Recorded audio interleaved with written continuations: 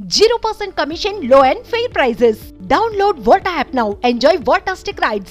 నమస్తే, నేను Keshav. Welcome to Suman TV.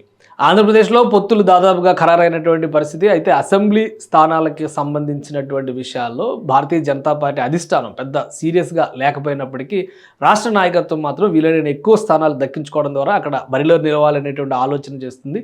అయితే జనసేన బీజేపీ ఒక సమన్వయంతో ముందుకు వెళ్ళాలి. ఎందుకంటే 24 సీట్లు జనసేన తీసుకుంటున్నటువంటి తరుణంలో బీజేపీ జనసేన శ్రేణులు అలానే తెలుగుదేశంతో సమన్వయం చేసుకోవడం ద్వారా 99% రిజల్ట్ ఉండేలాగా చూడాలనేటువంటి సలహాని మాత్రమే బీజేపీ అధిష్టానం ఇస్తుంది. ఇక అసెంబ్లీ స్థానాల విషయంలో పెద్దగా పట్టింపులు లేవని చెబుతున్నటువంటి తరుణంలో 6 సీట్లకైనా 8 సీట్లకైనా 10 సీట్లకైనా కానీ బీజేపీ అధిష్టానం పెద్దగా అభ్యంతరం పెట్టేటువంటి పరిస్థితి లేదు. కానీ ఆంధ్రప్రదేశ్లో ఉన్నటువంటి బీజేపీ నాయకత్వం మాత్రం కొన్ని సీట్ల విషయంలో పర్టికులర్గా ఆ సీట్లు కావాలని పట్టుబడుతున్నటువంటి వాతావరణం ఉంది. అసలు అసెంబ్లీ సీట్లు 8, 9 అనేటువంటి లెక్క చెబుతున్నటువంటి తరుణంలో ఎన్ని సీట్లకి బీజేపీ ఒప్పుకోవచ్చు, ఏ సీట్లు ఈ విషయంలో షార్ట్ లిస్ట్లో వచ్చేటువంటి అవకాశం ఉందో ఒకసారి పరిశీలించేటువంటి ప్రయత్నం చేద్దాం. బీజేపీ అధిష్టానంతో వరుస చర్చల నేపథ్యంలో పవన్ కళ్యాణ్ అలానే చంద్రబాబు నాయుడు కొన్ని ఆసక్తికరమైనటువంటి ప్రకటనలు చేశారు.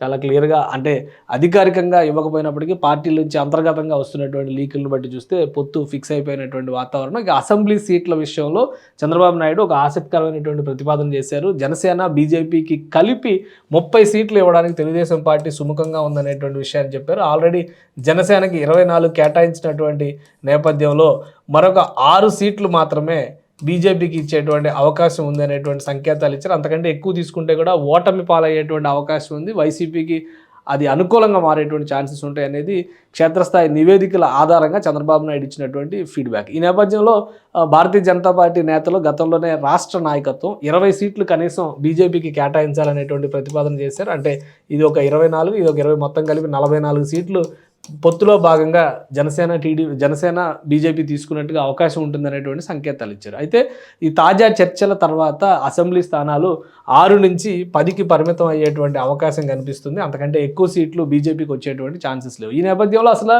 ఆంధ్రప్రదేశ్లో ఏ సీట్లలో బీజేపీ బలంగా ఉంది, అడుగుతున్నటువంటి సీట్లు ఏవి, తెలుగుదేశం పార్టీ ఇస్తానంటున్నటువంటి సీట్లు ఏవి, ఈ అంశాలను ఒకసారి విశ్లేషించేటువంటి ప్రయత్నం చేద్దాం. ఆల్రెడీ దీనికి సంబంధించినటువంటి ఒక క్లారిటీ ఉంది. ఎందుకంటే 2009, 2019, 2014 ఎలక్షన్స్ అలానే గతంలో బీజేపీ నాయకత్వం కొన్ని సీట్లలో పోటీ చేసి గెలుపొందినటువంటి వైనం, ఈ అంశాలన్నింటినీ కూడా దృష్టిలో పెట్టుకుని చెప్తున్నటువంటి పరిస్థితి.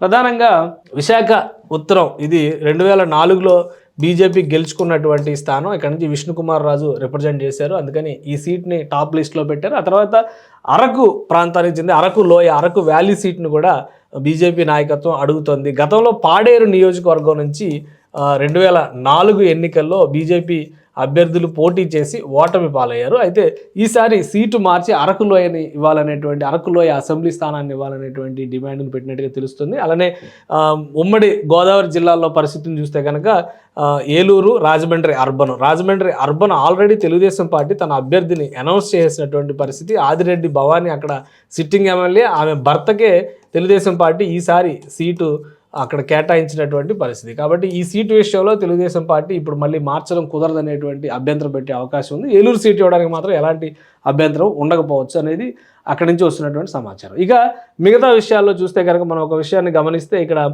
కైకలూరు నియోజకవర్గం 2014 ఎన్నికల్లో కైకలూరులో కామినేని శ్రీనివాస్ గెలిచారు బీజేపీ అభ్యర్థిగా. ఆయన మంత్రిగా కూడా ఇక్కడ రిప్రజెంట్ చేసినటువంటి పరిస్థితి. సో ఈసారి పొత్తులో భాగంగానే బహుశా ఈ టికెట్ ఉద్దేశపూరితంగానే టీడీపీ నేతలు ఎవరిని అభ్యర్థిని అనౌన్స్ చేయలేదు. ఎందుకంటే ఉమ్మడి కృష్ణా జిల్లాలోకి వచ్చేటువంటి నియోజకవర్గాల్లో ఇది కూడా ఒకటి. ఈ నియోజకవర్గానికి ఇంకా అభ్యర్థిని అనౌన్స్ చేయనటువంటి పరిస్థితి ఉంది. కాబట్టి బహుశా ఇది ఇవ్వడానికి పెద్దగా అభ్యంతరాలు ఉండకపోవచ్చు. ఇక మరొక ముఖ్యమైనటువంటి నియోజకవర్గం, ఇక ఎక్కువ సీట్లు మిగతా వాటిల్లో చూస్తే కనుక గత ఎన్నికల్లో వీటితో పాటు నరసరావుపేట లాంటి చోట పోటీ చేశారు. అలానే విజయవాడ వెస్ట్ నియోజకవర్గంలో పోటీ చేశారు. ఇప్పుడు అవి కూడా నరసరావుపేట అలానే విజయవాడ వెస్ట్, వీటి గురించి కూడా మనం ఒకసారి మాట్లాడాల్సినటువంటి పరిస్థితి ఉంది. నరసరావుపేట ఒకవేళ 8 అనుకుంటే 9, 10 విజయవాడ వెస్ట్కి సంబంధించి కూడా ఆ సీటు కావాలనేటువంటి మాటని చాలామంది లీడర్స్ చెప్తున్నారు. అయితే విజయవాడ వెస్ట్ జనసేన కోటాలో వెళ్ళింది. విజయవాడ వెస్ట్ ఇవ్వని పక్షంలో సెంట్రల్ నియోజకవర్గాన్ని ఇవ్వాలనేటువంటి ప్రతిపాదన కూడా కొంతమంది నాయకులు చేశారు. ఎందుకంటే అక్కడ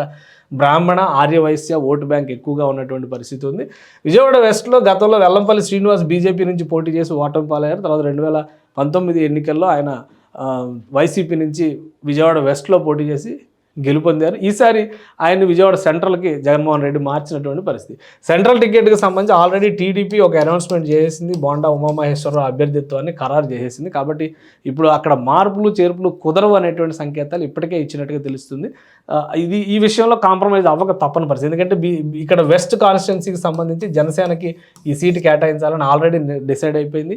పోతిన మహేష్ అక్కడి నుంచి అభ్యర్థిగా బరిలో దిగడానికి కావాల్సినటువంటి ప్రణాళికని ఇప్పటికే సిద్ధం చేసుకుంటున్నట్టుగా సమాచారం ఉంది. ఇక నరసరావుపేట విషయానికి వస్తే టీడీపీ తన అభ్యర్థిని పెట్టడానికి ఎక్కువ ఆసక్తి చూపిస్తుంది. ఎందుకంటే గత ఎన్నికల్లో అంటే 2014 ఎన్నికల్లో బీజేపీ అభ్యర్థి అక్కడ పోటీ చేసి ఓటమి పాలైనటువంటి పరిస్థితి.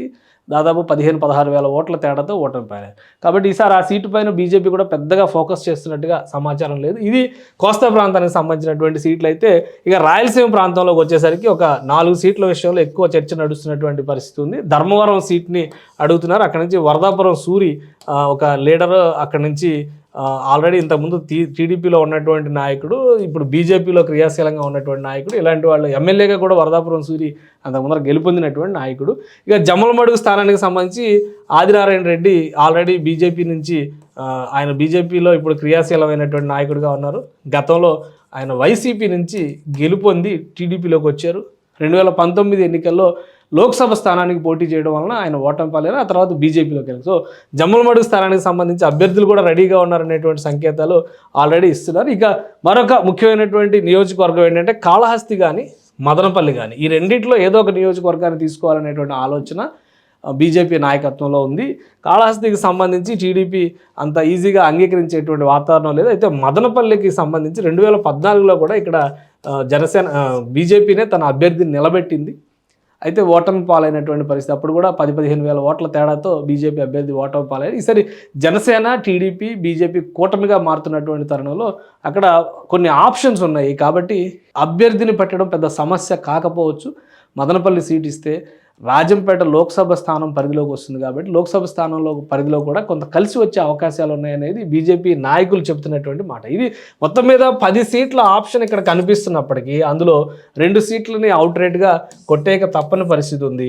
8 సీట్లలో ఈ 8 సీట్ల ఆప్షన్స్లో ఒక రాజమండ్రి అర్బన్ విషయంలోనే అబ్జెక్షన్స్ వస్తున్నటువంటి పరిస్థితి ఉంది. కాబట్టి దానికి ప్రత్యామ్నాయంగా ఏం డిసైడ్ చేస్తారో, అలానే దాంతోపాటు రాయలసీమ జిల్లాల్లో ఉన్నటువంటి సీట్ల విషయంలో ఒక క్లారిటీ ఇవ్వాల్సినటువంటి అవసరం ఉందని భావిస్తున్నారు.